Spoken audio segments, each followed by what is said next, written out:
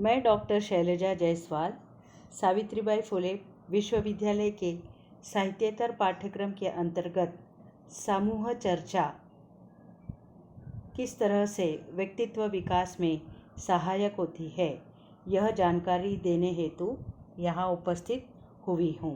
इससे पहले हमने संवाद कौशल्य कैसा होना चाहिए, सूत्र संचालन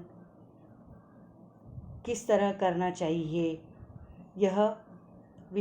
इन विषयों की जानकारी हमने हासिल की है।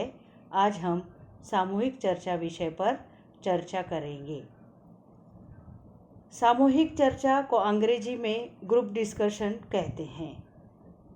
समूह चर्चा या सामूहिक चर्चा द्वारा विचारों का आदान प्रदान होता है और कठिन से कठिन विषय भी सरलता से समझ में आ जाते हैं। मनुष्य समूह में रहता है। समूह में रहने से ही व्यक्तित्व का विकास होता है और हम दूसरों पर अपने व्यक्तित्व का प्रभाव डाल सकते हैं।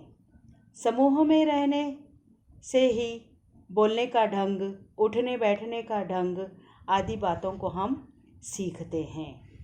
ऐसा अक्सर सुना जाता है, अरे वह तो 4 लोगों में उठने बैठने बोलने लायक नहीं है, और सीधे बात उसके संस्कारों तक चली जाती है। अर्थात समूह से ही हम बोलना, उठना, बैठना, ये सारी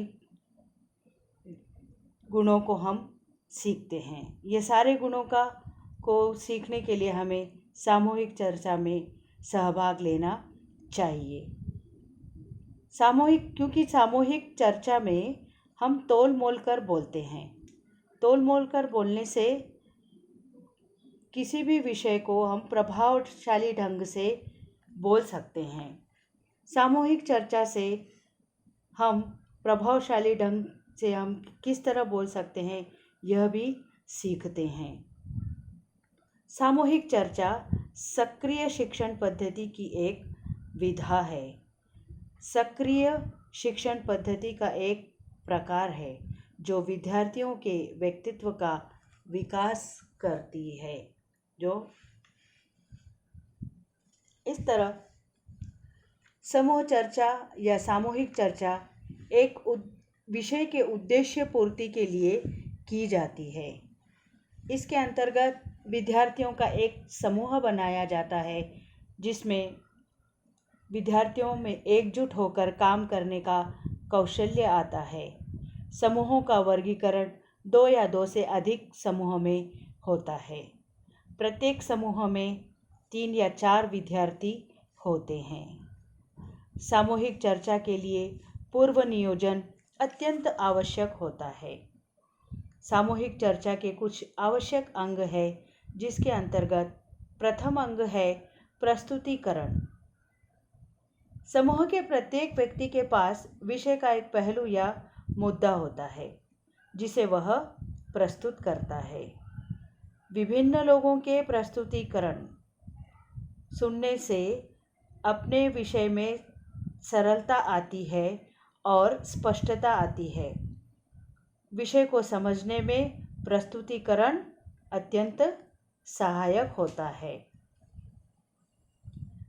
विश्लेषण पद्धति द्वारा भी हम सामूहिक चर्चा में अनेक समस्याओं का हल कर सकते हैं। विषयों का विश्लेषण होना चाहिए जिसके के कारण प्रत्येक व्यक्ति का सोचने का ढंग, बोलने का ढंग और उसके विचारों से हम अवगत होते हैं। तीसरी जो महत्वपूर्ण बात सामूहिक चर्चा में होती है वह है शिल्पगत अध्ययन द्वारा भी हम सामूहिक चर्चा कर सकते हैं। अर्थात अपने विषय को समझाने के लिए चित्रों, पोस्टर, चार्ट, पीपीटी द्वारा भी विचार मंथन किया जा सकता है। समूह संगठन समूह का प्रबंध की एक सूची बनाकर समूह के प्रत्येक व्यक्ति व विद्यार्थियों को एक दूसरे की सहायता करना चाहिए। ऐसा करने से एक निश्चित लक्ष्य की प्राप्ति होती है। सामूहिक चर्चा के अंतर्गत परिचर्चा, वाद विवाद होना चाहिए, जिससे कि विषय के अनेक दृष्टिकोण हमारे सम्मुख आते हैं। इस तरह सामूहिक चर्चा में व्यक्ति का, विद्यार्थियों का विकास होता है, पारस्परिक योगदान का विकास होता है, कुशल नेतृत्व सीखा जा सकता है। भाषा कौशल्य भी हम सामूहिक चर्चा में सीख सकते हैं। वर्णनात्मक, विश्लेषणात्मक विषय का प्रस्तुतिकरण करना हम सामूहिक चर्चा के माध्यम से सीख सकते हैं। विद्यार्थियों में तार्किक शैली का विकास भी सामूहिक चर्चा के कारण होता है। विद्यार्थियों में जो सबसे बड़ी आवश्यकता होती है, सामूहिक चर्चा के कारण विद्यार्थियों में आत्मविश्वास बढ़ता है। विषय का उद्देश्य स्पष्ट करने की उनमें क्षमता आ जाती है। वे खुद भी सीखते हैं और दूसरों को सिखाने की कला भी उनमें आ जाती है। इस प्रकार अपने विद्यार्थियों के आत्मविश्वास को बढ़ाने के लिए और व्यक्तित्व के विकास के लिए सामूहिक चर्चा या समूह चर्चा एक अति आवश्यक अंग है। धन्यवाद। इससे पूर्व मैंने जो विषय संवाद कौशल्य, सूत्र संचालन और सामूहिक चर्चा, यह जो 3 विषय मैंने लिए हैं, उसके अंतर्गत स्वाध्याय हेतु मैं कुछ प्रश्न यहाँ पर दे रही हूँ। पहला प्रश्न है, संवाद का अभिप्राय बताते हुए कुशल संवादक के गुण बताइए। संवाद का अभिप्राय बताते हुए कुशल संवादक के गुण बताइए। दूसरा प्रश्न है, संवाद शैली का महत्व स्पष्ट कीजिए। संवाद शैली का महत्व स्पष्ट कीजिए। सूत्र का अर्थ बताते हुए सूत्र संचालक में क्या गुण होने चाहिए।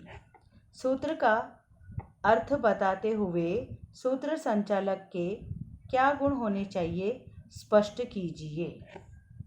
सूत्र संचालन में भाषा का क्या महत्व होता है। सूत्र संचालन में भाषा का क्या महत्व होता है। इसके पश्चात सामूहिक चर्चा आवश्यक क्यों है। सामूहिक चर्चा आवश्यक क्यों है। सामूहिक चर्चा से क्या लाभ मिलते हैं। सामूहिक चर्चा से क्या लाभ मिलते हैं। और आप इसे सरलता से समझने के लिए सामूहिक चर्चा का एक नमूना भी तैयार कर सकते हैं। अपने मित्रों के साथ किसी कठिन विषय को लेकर सामूहिक चर्चा कीजिए, जिससे कि यह विषय आपको आसानी से समझ में आएगा। धन्यवाद।